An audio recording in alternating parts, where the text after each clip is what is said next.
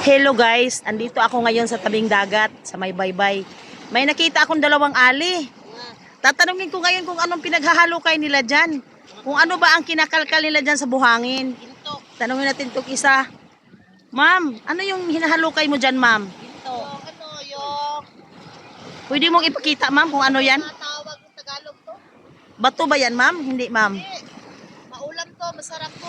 Dami ko to. Ikaw dyan, ma'am, mukhang nag-i-enjoy ka sa kakakalkal dyan, ah. Pinagtsaga lang, ma'am. Oh, may bata dito. Kaninong bata ito? Ano, day? Anong hinahanap mo dyan, day? Ulam. Yaulam da.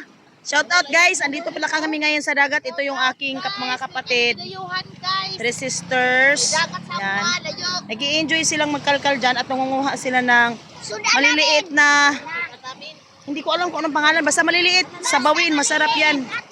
Oh, ayan oh. Nag-i-enjoy sila. Oh, pag nandito ka sa dagat, i-enjoy mo ang lahat kasi bibihira lang eh. Yung mga ganitong pagkakataon. Diba? Libre lang sabaw. Oh, libre daw ang sabaw.